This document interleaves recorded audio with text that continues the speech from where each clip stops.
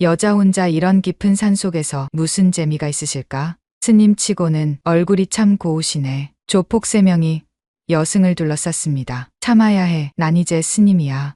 묘진 스님은 눈을 감고 깊은 숨을 들이쉬었어요. 하지만 그때였습니다. 덩치가 산만한 조폭이 앞으로 나섰습니다. 그가 법당문을 거칠게 열었죠. 이야, 이것 봐요. 불상이 엄청 커요. 이거 팔면 꽤 비싸겠는데? 덩치 큰 사내가 불상을 손으로 툭툭 쳤습니다. 묘진 스님이 가슴이 쿵 내려앉았어요. 그만하십시오. 그 불상은. 그녀는 빠르게 법당으로 들어가려는데 조폭 두목이 묘진 스님 앞을 막아섰습니다. 그리고 손을 뻗어 묘진 스님이 소매를 잡았습니다. 순간 그녀의 온몸이 굳어졌어요. 그때였습니다. 쿵! 법당 안에서 무거운 소리가 들렸어요. 돌아보니 부하들이 천년 불상을 들어 올리려다 놓친 모양이었죠. 불상이 앞으로 기울어지기 시작했습니다. 그 순간 묘진 스님 안에서 뭔가가 툭 하고 끊어졌습니다. 그리고 잠시 후 조폭들은 바닥에서 신음하고 묘진 스님은 무릎을 꿇은 채 눈물을 흘리고 있었습니다. 도대체 무슨 일이 벌어진 걸까요? 상상 못할 충격적인 반전이 펼쳐집니다. 사연이 끝까지 함께 해주세요. 그 전에 구독과 좋아요 한번 눌러주시면 오늘 하루 행복하실 겁니다. 시작하겠습니다. 새벽 4시 충청북도 깊은 산속에 자리한 천년 고찰 청운암에는 아직 어둠이 짙게 깔려 있었습니다. 묘진 스님은 매일 같은 시간에 눈을 떴어요. 차가운 산바람이 방문 틈새로 스며들었죠. 그녀는 천천히 일어나 앉았습니다. 오늘도 평안한 하루가 되기를. 작은 목소리로 중얼거리며 승복을 가지런히 정리했어요. 서윤이라는 이름을 버리고 묘진이 된 지 벌써 20년이 흘렀습니다. 지난날의 기억들은 이제 희미한 안개처럼 멀게만 느껴졌죠. 법당 앞 마당을 쓸며 하루를 시작했습니다. 빗자루가 바닥을 쓸어내는 소리만이 고요한 새벽을 깨웠어요. 순간 그녀의 손이 멈췄습니다. 가슴 한편에서 묵직한 통증이 올라왔어요. 52년의 산 중에서 가장 후회되는 날이 떠올랐죠. DMZ 지뢰 제거 작전. 그날 일은 젊은 생명들, 특히 안수진 소위의 웃는 얼굴이 선명하게 떠올랐습니다. 묘진 스님의 눈가가 촉촉해졌습니다. 빗자루를 놓고 두 손을 모았죠. 수진아, 미안해. 정말 미안해. 그때였습니다. 야, 여기가 그 절이냐? 거친 남자 목소리가 고요한 새벽을 깨뜨렸어요. 묘진 스님이 고개를 들자 검은 양복을 입은 남자 셋이 마당으로 들어서고 있었습니다. 앞장선 남자가 최원석이었죠. 45세의 나이에도 날카로운 눈빛은 여전했어요. 스님 어디 계세요? 얘기 좀 합시다. 원석이 큰 소리로 외쳤습니다. 묘진 스님은 천천히 일어섰어요. 마음속에서 불안감이 스멀스멀 올라왔지만 겉으로는 평온함을 유지했습니다. 무슨 일로 오셨나요? 부드러운 목소리로 물었어요. 원석이 비웃듯 코웃음을 쳤습니다. 무슨 일이긴요. 이 땅 말입니다. 우리가 필요해서 왔어요. 이곳은 1000년 넘게 이어온 성스러운 곳입니다. 할 수 없어요. 묘진 스님의 대답은 단호했습니다. 원석의 얼굴이 일그러졌어요. 그는 부하 둘에게 눈짓을 했죠. 어이, 스님. 말로 하면 안 통하시나 봐요. 부하 중 하나가 앞으로 나섰습니다. 덩치가 산만했어요. 그가 법당 문을 거칠게 열었죠. 이거 봐라. 불상이 엄청 크네. 다른 부하가 법당 안으로 들어가며 휘파람을 불었습니다. 1000년 된 목조 불상이 온화한 미소로 그들을 내려다보고 있었어요. 이거 팔면 꽤 비싸겠는데? 덩치 큰 사내가 불상을 손으로 툭툭 쳤습니다. 묘진 스님의 가슴이 쿵 내려앉았어요. 그녀는 빠르게 법당으로 들어갔죠. 제발 그만하세요. 그 불상은. 여자 혼자 이런 깊은 산속에서 뭐가 재미있어요? 원석이 묘진 스님 앞을 막아섰습니다. 그의 눈빛이 불쾌하게 번들거렸어요. 우리랑 놀러 가실래요? 스님 치고는 얼굴이 고우시네. 원석의 손이 묘진 스님의 승복 소매를 잡았습니다. 순간 그녀의 온몸이 굳어졌어요. 과거의 기억이 번개처럼 스쳐 지나갔죠. 특수부대 시절 수없이 연습했던 동작들이 몸속 깊은 곳에서 꿈틀거렸습니다. 참아야 해. 난 이제 스님이야. 묘진 스님은 눈을 감고 깊은 숨을 들이쉬었어요. 하지만 그때였습니다. 쿵.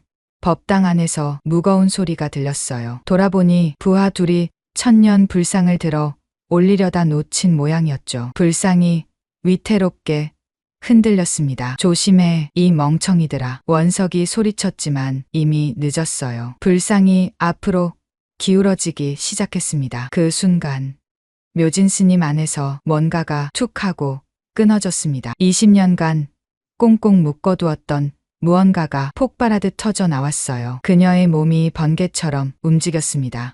탁! 정확한 손날이 덩치 큰 사내의 목을 쳤어요. 그는 숨도 제대로 쉬지 못하고 쓰러졌죠. 동시에 묘진 스님의 발이 올라갔습니다.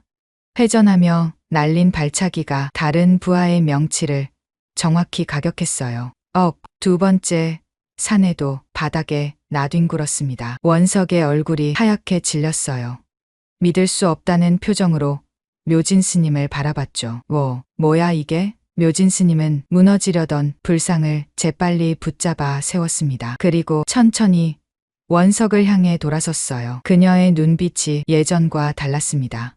차갑고 날카로운 빛이 번뜩였죠. 나가세요. 낮고 단호한 목소리였어요. 원석은 뒷걸음질을 쳤습니다. 쓰러진 부하들을 보며 당황한 기색이 역력했죠. 지금 당장 나가세요. 다시는 오지 마세요.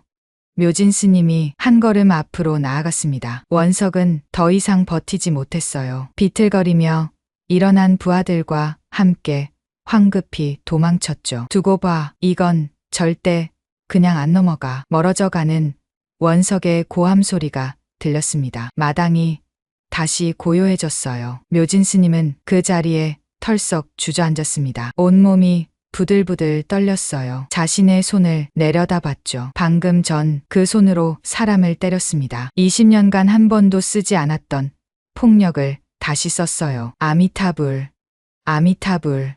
반복해서 연부를 외웠지만 마음은 진정되지 않았습니다. 가슴 속에서 뜨거운 무언가가 치밀어 올랐어요. 분노일까요? 아니면 두려움일까요? 내가 왜 이랬을까? 참을 수 있었는데. 눈물이 볼을 타고 흘러내렸습니다. 과거의 자신이 되살아난 것 같았어요. 육군 소장 진서윤, 여군 최초의 사단장, 그리고 부하들을 죽음으로 내몬 지휘관. 그 모든 과거가 한꺼번에 밀려왔죠. 묘진 스님은 법당으로 들어가 불상 앞에 무릎을 꿇었습니다. 부처님, 제가 또 실수를 했습니다. 분노를 이기지 못했어요. 떨리는 목소리로 참회했어요. 하지만 마음 한구석에서는 다른 목소리가 들렸습니다. 그들이 다시 올 거야. 더 많은 사람을 데리고 올 거야. 두려움이 엄습했습니다. 이곳에서의 평화로운 삶이 끝날지도 모른다는 생각에 가슴이 답답해졌어요. 그녀는 불상을 올려다봤어요. 1000년 동안 한결같은 미소를 짓고 있는 부처님의 얼굴이 오늘따라 슬퍼 보였습니다. 이제 어떻게 해야 할까요? 대답 없는 질문을 던졌어요. 찬사의 아침은 여전히 고요했지만 묘진 스님의 마음속에는 거센 폭풍이 몰아치고 있었습니다. 20년간 쌓아온 평화가 단 몇 분 만에 산산조각 났어요. 그리고 그녀는 알고 있었습니다. 이것은 시작에 불과하다는 것을. 다음 날 아침이었습니다. 묘진 스님은 밤새 한숨도 자지 못했어요. 어둠 속에서 계속 같은 생각이 맴돌았죠. 그들이 다시 올 거야. 두려움과 불안이 가슴을 짓눌렀습니다. 목탁을 치는 손이 자꾸만 떨렸죠. 그때였어요. 스님, 어제 우리 애들 건드렸다면서요? 굵은 남자 목소리가 고요한 산사를 뒤흔들었습니다. 묘진 스님의 심장이 쿵 내려앉았어요. 법당 문을 열고 밖을 내다봤죠. 마당에는 검은 양복을 입은 남자들이 가득했습니다. 어제보다 훨씬 많은 수였어요. 10명은 넘어 보였죠. 그리고 그들 가운데 회색 정장을 입은 중년 남자가 서 있었습니다. 준호였어요. 54세가 된 그의 얼굴에는 세월의 흔적이 깊게 새겨져 있었습니다. 하지만 그 눈빛만은 30년 전과 똑같았어요. 깊고 슬픈 눈. 묘진 스님의 다리에 힘이 풀렸습니다. 설마, 아니야, 그 애일 리가 없어. 하지만 가슴은 이미 알고 있었어요. 저 사람이 누구인지, 30년 동안 잊으려 애썼던 그 사람이라는 것을. 준호도 묘진 스님을 보는 순간 멈춰 섰습니다. 승복을 입고 삭발한 모습이었지만 그 눈빛은 변하지 않았어요. 맑고 단단한 눈빛. 한때 자신의 전부였던 여자의 눈빛이었죠. 서윤아. 준호의 입에서 낮은 탄식이 흘러나왔습니다. 그 한마디에 30년의 세월이 무너져 내렸어요. 정말 너야? 묘진 스님은 대답하지 못했습니다. 목구멍이 꽉 막힌 것처럼 아무 소리도 나오지 않았어요. 그저 서 있을 뿐이었죠. 원석이 이상한 낌새를 눈치챘습니다. 형, 이 여자 아세요? 준호는 동생의 말을 듣지 못하는 것 같았어요. 천천히 묘진 스님에게 다가갔습니다. 한 걸음, 또 한 걸음. 마치 꿈속을 걷는 것처럼 조심스러웠죠. 서윤아, 정말 내가 맞니? 묘진 스님의 눈에서 눈물이 흘러내렸습니다. 더는 숨길 수 없었어요. 준호 씨, 떨리는 목소리가 겨우 입 밖으로 나왔습니다. 그 순간 30년 전의 기억이 홍수처럼 밀려왔어요. 1994년 가을이었죠. 24살의 육군 소위 진서윤은 휴가를 나와 대학 친구를 만나러 서울에 갔었습니다. 친구와 헤어지고 버스를 기다리던 중이었어요. 아가씨, 괜찮으세요? 누군가 말을 걸었죠. 돌아보니 검은 가죽 재킷을 입은 청년이 서 있었습니다. 26살의 강준호였어요. 예. 아까부터 수상한 남자들이 아가씨를 따라다니던데요. 서윤이 주위를 둘러봤습니다. 정말로 낯선 남자 둘이 멀찍이 서서 이쪽을 보고 있었어요. 순간 등골이 서늘해졌죠. 제가 도와드릴게요. 준호가 자연스럽게 서윤의 옆에 섰습니다. 그의 덩치와 날카로운 눈빛에 수상한 남자들은 슬그머니 사라졌어요. 고맙습니다. 커피 한 잔 하실래요? 충격 받으셨을 텐데. 그것이 시작이었습니다. 준호는 평범한 회사원이라고 했어요. 작은 무역회사에 다닌다고 했죠. 서윤도 자신이 군인이라는 사실을 숨겼습니다. 그저 대학을 갓 졸업한 평범한 여자인 척했어요.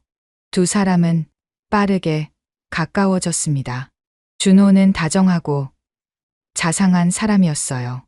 서윤이 힘든 훈련으로 지쳐 있을 때면 어김없이 위로의 말을 건넸죠. 물론 그가 서윤이 군인인 줄은 꿈에도 몰랐지만요. 왜 그렇게 피곤해 보여? 그냥 일이 좀 힘들어서. 무리하지 마. 건강이 제일 중요해. 준호의 따뜻한 손이 서윤의 머리를 쓰다듬었습니다. 그럴 때마다 서윤은 모든 피로가 녹아내리는 것 같았어요. 6개월이 지났을 때 서윤은 준호에게 고백하기로 결심했습니다.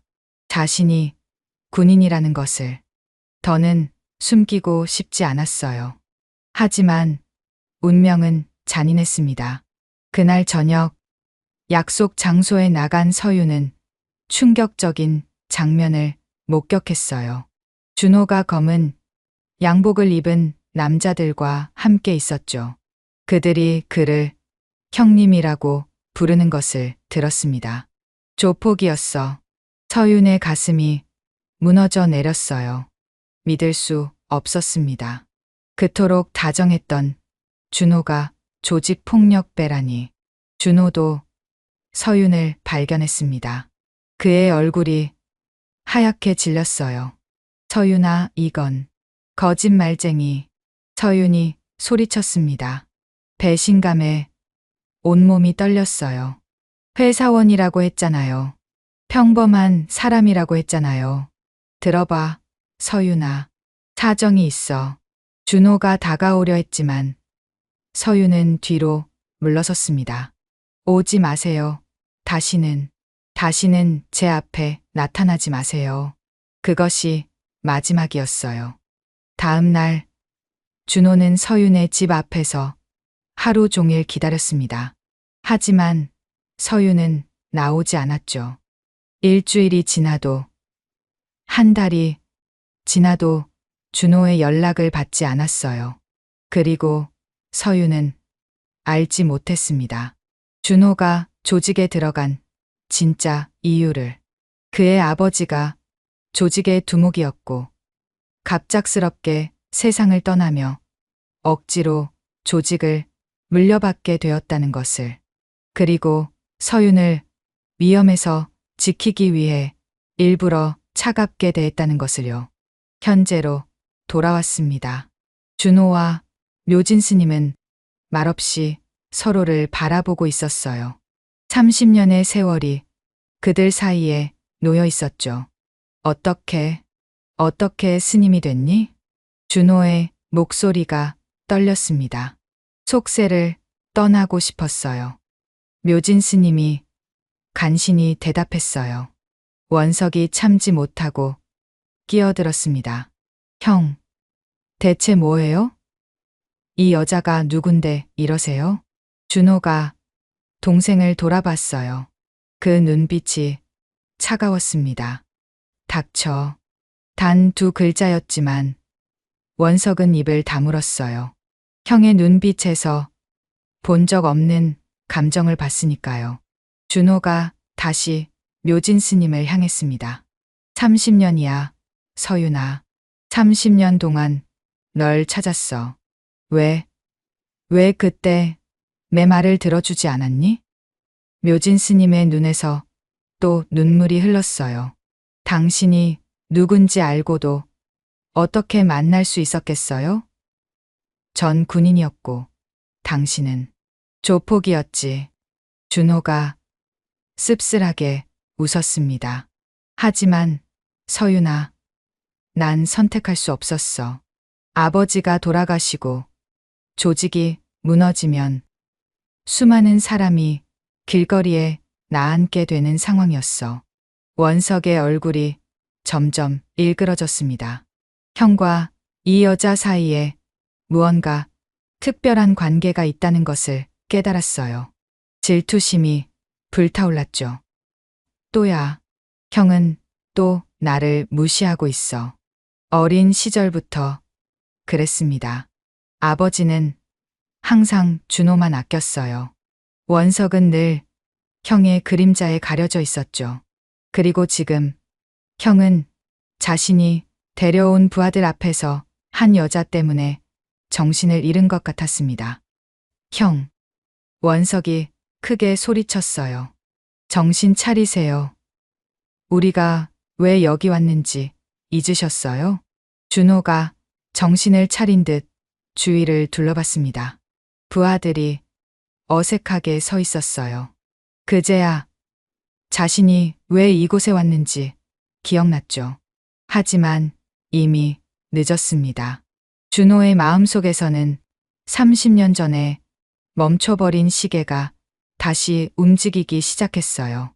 서윤을 다시 만난 지금 그 무엇도 중요하지 않았습니다. 준호가 동생을 불렀어요. 오늘은 그만 돌아가자. 뭐라고요? 형, 제정신이세요? 원석이 믿을 수 없다는 표정으로 형을 봤습니다. 이 여자가 우리 애들을 때려 눕혔다고요. 그냥 넘어갈 수 없어요. 내가 그만하자고 했어. 준호의 목소리에 위압감이 실렸습니다. 조직의 두목다운 카리스마였죠. 하지만 원석은 물러서지 않았어요. 형은 맨날 이래요. 중요한 순간마다 날 무시하고 내 의견은 들은 척도 안 하고 원서가 됐어요. 혼자 알아서 하세요. 원석이 돌아서서 걸어갔습니다. 다른 부하들도 어쩔 줄 몰라 하며 그를 따랐어요. 마당에는 준호와 묘진 스님만 남았습니다. 미안해, 서윤아. 준호가 작은 목소리로 말했어요. 동생이 철이 없어서. 가세요. 묘진 스님이 고개를 숙였습니다. 제발 다시는 오지 마세요. 서윤아, 전 이제 진서윤이 아니에요. 묘진이에요. 과거는 모두 버렸어요. 준호의 가슴이 아팠습니다. 서윤의 목소리에서 깊은 상처를 느낄 수 있었어요. 그래도 난 30년 동안 너만 생각했어. 묘진 스님이 고개를 들었습니다. 눈물에 젖은 눈으로 준호를 바라봤어요. 왜요? 왜 절 찾으셨어요? 이제 와서. 사랑했으니까. 단순하고도 명확한 대답이었습니다. 지금도 사랑하니까. 묘진 스님의 가슴 속에서 무언가가 무너졌습니다. 30년 동안 쌓아올린 벽이 한순간에 허물어지는 것 같았어요. 하지만 그녀는 고개를 저었습니다. 늦었어요. 너무 늦었어요. 준호는 더 이상 말하지 않았습니다. 천천히 돌아서서 걸어갔어요. 무거운 발걸음이었죠. 산문을 나서기 전 그가 뒤돌아봤습니다. 내일 또 올게. 오지 마세요. 매일 올게. 내가 날 용서할 때까지. 그리고 준호는 사라졌습니다. 묘진 스님은 그 자리에 주저앉았어요. 30년 만에 만난 첫사랑. 아직도 자신을 사랑한다고 말하는 그 사람. 가슴이 찢어지는 것 같았습니다. 멀리서 원석의 차가 산을 내려가는 소리가 들렸어요. 그 소리에는 분노와 질투가 묻어 있는 것 같았죠. 묘진 스님은 알 수 없었습니다. 이것이 끝인지 아니면 새로운 시작인지. 그날 밤이었습니다. 묘진 스님은 법당에 홀로 앉아 있었어요. 촛불만이 어둠 속에서 흔들리고 있었죠. 준호와의 재회가 마음을 너무나 어지럽혔습니다. 내일 또 온다고 했지. 가슴이 두근거렸어요. 30년 만에 느끼는 감정이었습니다. 하지만 동시에 두려움도 밀려왔죠. 문득 과거가 떠올랐습니다. 준호와 헤어진 후 서윤은 오직 군 생활에만 매달렸어요. 사랑의 상처를 잇는 방법은 그것뿐이었죠. 훈련을 거듭했습니다. 누구보다 강해지고 싶었어요. 그 결과는 놀라웠습니다. 28세의 대위, 35세의 중령, 40세의 대령이 되었죠. 그리고 52세, 마침내 여군 최초의 소장이 되었습니다.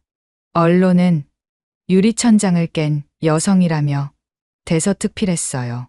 하지만 서윤의 마음은 공허했습니다. 계급장은 무거워졌지만 마음의 빈자리는 더 커져만 갔어요. 혼자 숙소로 돌아가는 밤이면 준호가 생각났죠. 그도 나를 기억할까? 하는 생각에 잠을 이루지 못했습니다. 그러던 어느 날 운명의 작전 명령이 떨어졌어요. DMZ 지뢰 제거 작전. 국방부는 여군 사단장의 첫 대규모 작전이라며 큰 기대를 걸었습니다. 서윤도 부담을 느꼈어요. 실패하면 역시 여자는 안 되라는 소리를 들을 대 뻔했으니까요. 작전에는 정예 요원들이 투입되었습니다. 그 중에는 안수진 소위도 있었어요. 23살의 젊은 장교였죠. 수진은 서윤의 멘토인 안성민 중령의 딸이었습니다. 장군님, 이번 작전 꼭 성공시킬게요. 수지는 늘 밝았어요. 서윤을 삼촌이라고 부르며 따랐죠. 삼촌도 여군의 벽을 깼잖아요. 저도 삼촌처럼 될 거예요. 그날도 수지는 환하게 웃었습니다. 작전 당일이었어요. 새벽 5시 안개가 자욱한 DMZ. 지뢰 탐지기를 든 병사들이 조심스럽게 전진했습니다. 서윤은 작전 본부에서 상황을 지켜봤어요. A구역 이상 없습니다. B구역도 클리어.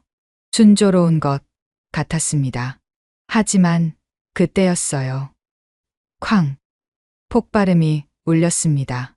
서윤의 얼굴이 하얗게 질렸어요. C구역에서 폭발, 부상자 발생. 누구야? 누가 다쳤어? 통신병의 다음 말에 서윤은 주저앉을 뻔했습니다. 안수진 소위입니다. 서윤은 미친 듯이 현장으로 달려갔어요. 규정 위반이었지만 상관없었습니다. 수진이가 위험했으니까요. 현장은 참혹했습니다. 수진은 피투성이가 되어 쓰러져 있었어요. 다리 한쪽이 없었습니다. 서윤은 수진을 안아들었죠. 수진아, 정신 차려. 수진이 희미하게 눈을 떴어요. 초점 없는 눈으로 서윤을 바라봤죠. 삼촌, 괜찮아. 금방 병원에 갈 거야. 서윤의 목소리가 떨렸습니다. 삼촌, 미안해요. 제가 실수했어요. 아니야. 내 잘못이 아니야. 수진의 숨이 점점 약해졌어요. 차가운 손이 서윤의 뺨을 만졌습니다. 삼촌처럼 되고 싶었는데 그것이 마지막이었습니다. 수진은 서윤의 품에서 숨을 거뒀어요. 23년의 짧은 생을 마감했죠.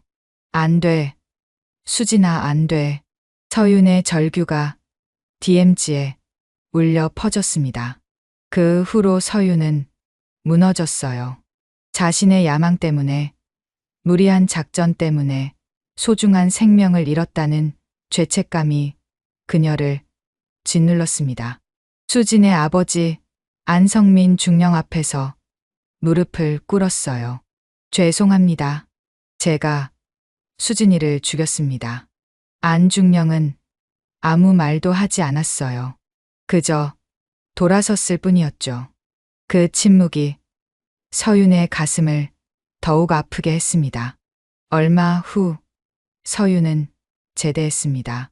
그리고 이곳 청운암으로 왔어요.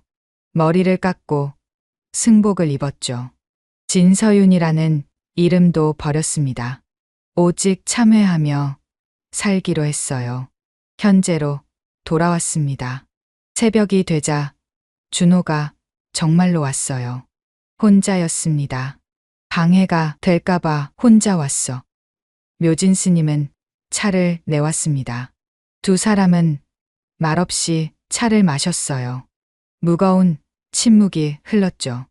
서윤아, 준호가 먼저 입을 열었습니다. 30년 동안 무슨 일이 있었니? 묘진 스님은 잠시 망설였어요. 하지만 이상하게도 준호에게는 모든 것을 털어놓고 싶었습니다. 천천히 이야기를 시작했어요. 여군 사단장이 되기까지의 과정, 그리고 DMZ 작전의 비극까지. 내 욕심 때문이었어요. 여군도 할 수 있다는 걸 보여주고 싶었죠. 그 때문에 수진이가 목소리가 떨렸습니다. 눈물이 흘렀어요. 준호가 조용히 손수건을 건넸습니다. 내 잘못이 아니야. 아니에요. 제 잘못이에요. 제가 더 신중했다면. 서윤아, 준호의 목소리가 무거웠어요. 나도 고백할 게 있어. 묘진 스님이 눈물을 닦으며 준호를 봤습니다. 17년 전이야. 재민이라는 아이가 있었어.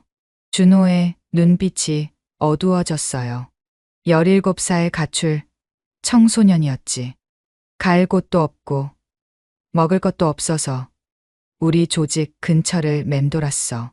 준호는 잠시 말을 멈췄습니다. 고통스러운 기억을 되살리는 것 같았죠. 내가 걷어들였어.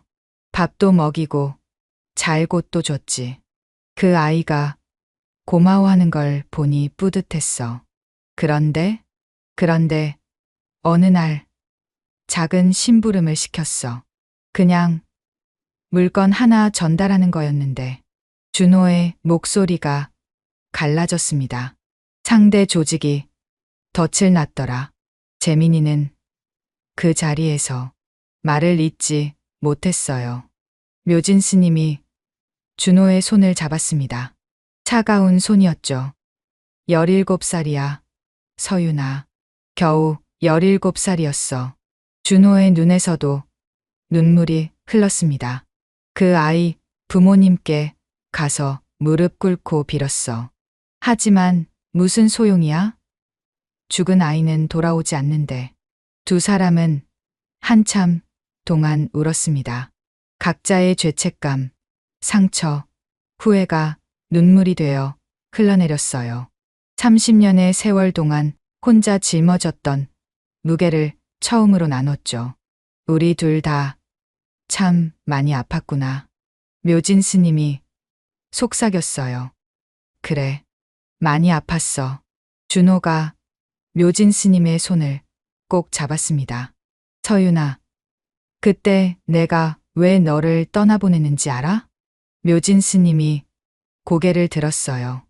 조직 생활이 얼마나 위험한지 알았으니까. 너까지 위험에 빠뜨릴 수 없었어. 그래서 일부러 차갑게 대했어. 정말이에요? 내가 거짓말할 이유가 있겠어. 30년이나 지났는데. 묘진 스님의 가슴 속에서 무언가가 풀렸습니다. 30년 동안 그녀를 올감했던 오해가 녹아내렸어요. 저도 미안해요. 당신 말을 끝까지 들어주지 않아서. 아니야. 당연한 거였어. 두 사람은 서로를 바라봤습니다. 주름진 얼굴, 하얗게 센 머리.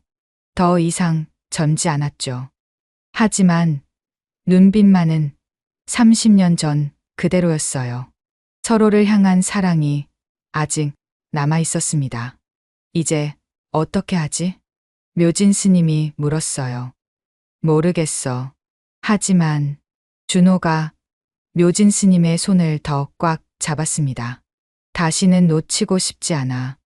바깥에서 새들이 지저귀기 시작했어요. 아침이 밝아오고 있었죠.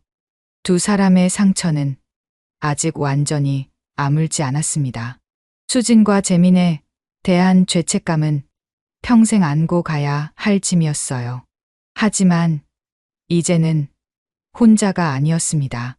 서로의 아픔을 이해하는 사람이 곁에 있었어요.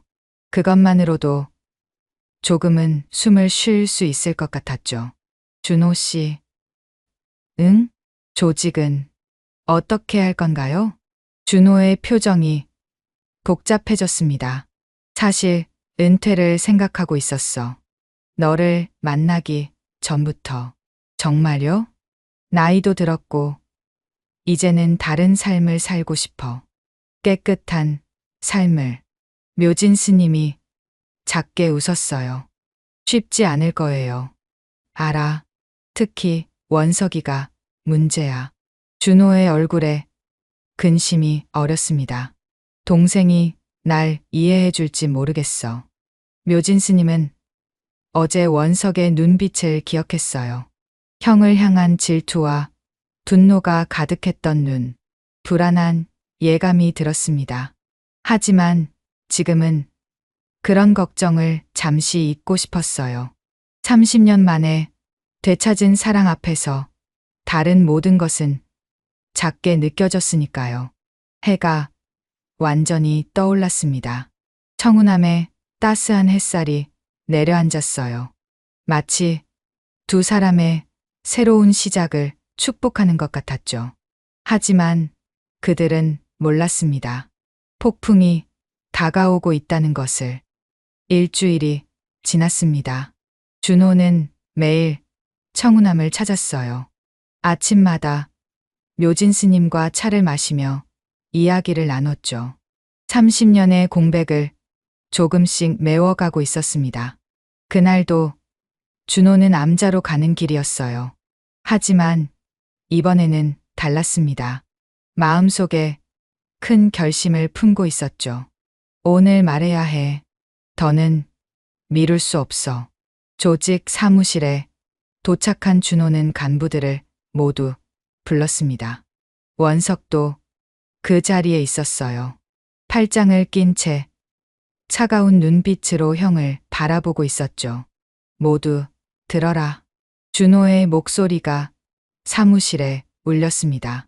나는 오늘부로 은퇴한다. 순간 사무실이 얼어붙었어요. 아무도 예상하지 못한 선언이었죠. 간부들이 서로를 바라보며 수근거렸습니다. 원석의 얼굴이 붉게 달아올랐어요.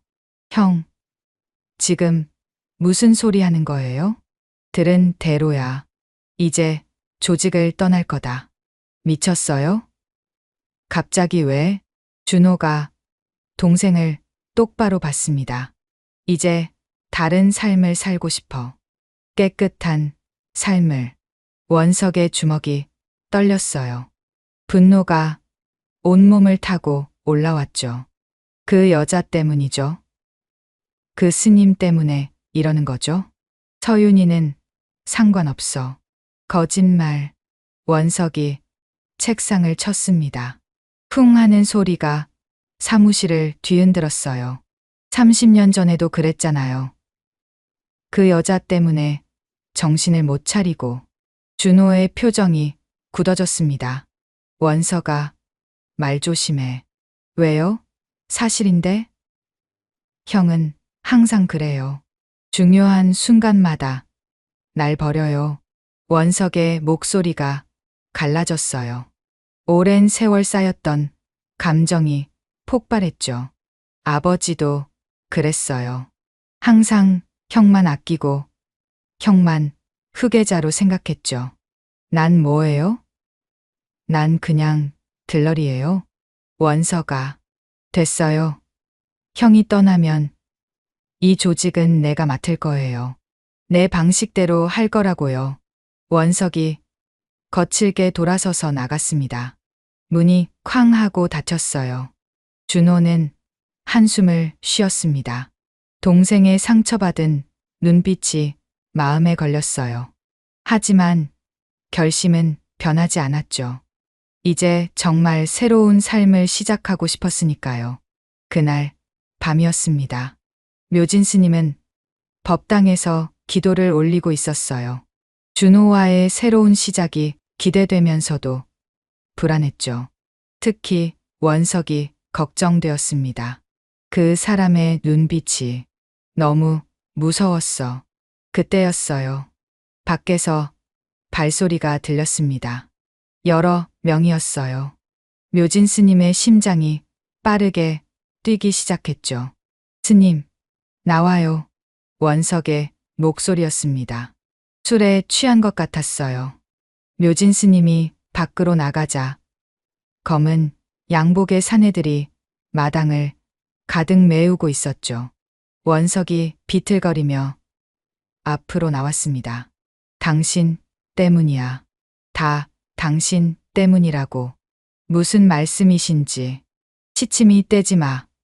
형이 은퇴한다잖아. 당신 때문에. 원석의 눈이 붉게 충혈되어 있었어요. 손에는 쇠파이프가 들려 있었죠. 오늘 당신을 없애버리면 형도 정신을 차릴 거야. 묘진 스님이 뒤로 물러섰습니다. 하지만 부하들이 길을 막았어요. 포위된 상황이었죠. 바로 그때였습니다. 원석아, 준호의 목소리가 울렸어요. 그가 숨을 헐떡이며 마당으로 뛰어들었죠. 원석이 암자로 간다는 소식을 듣고 급히 달려온 것이었습니다. 형이 왜 여기 있어요? 원석이 비웃었어요. 역시 이 여자가 먼저군요.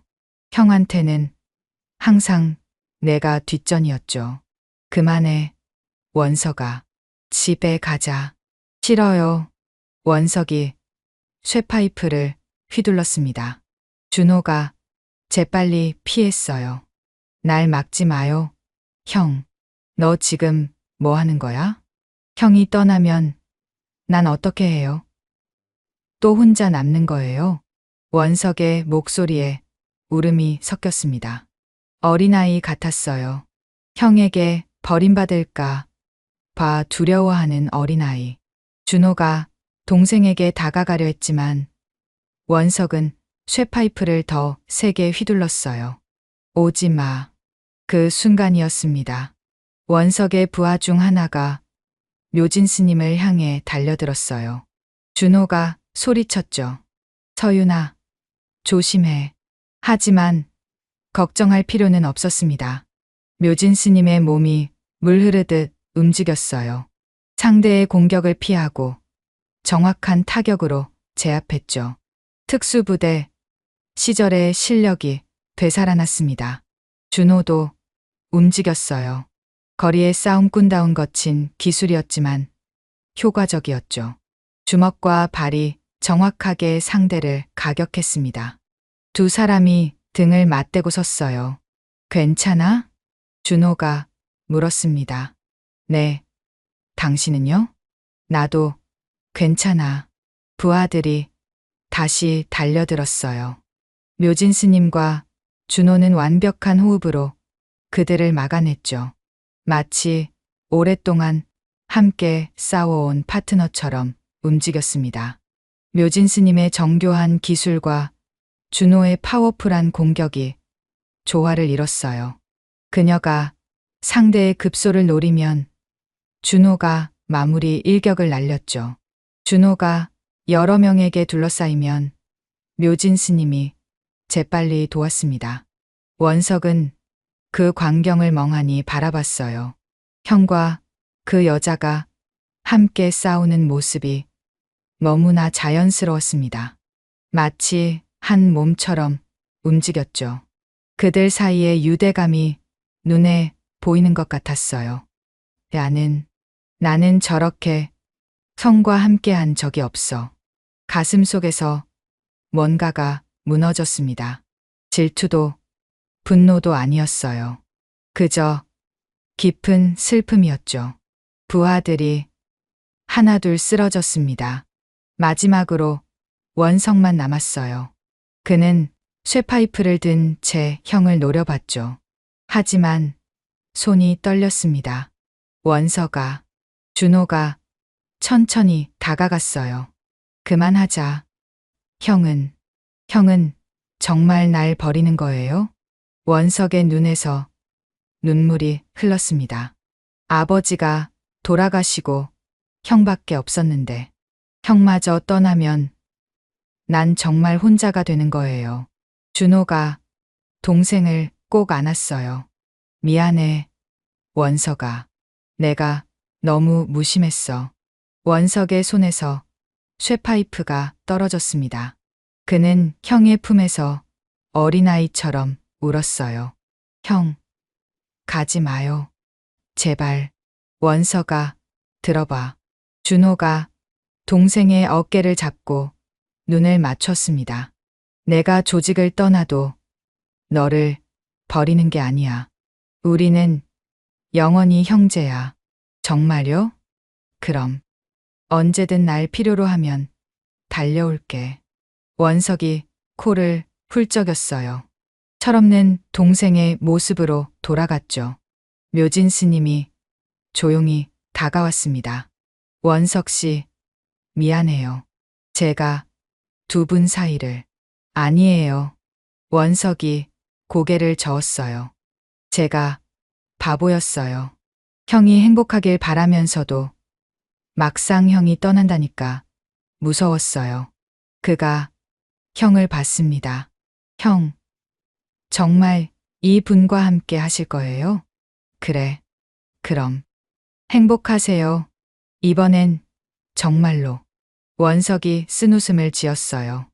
아직도 아쉬움이 남았지만 형의 행복을 막을 수는 없었죠. 앞으로 조직은 제가 잘 이끌게요. 형, 걱정은 하지 마세요. 믿는다, 원석아. 형제가 포옹했습니다.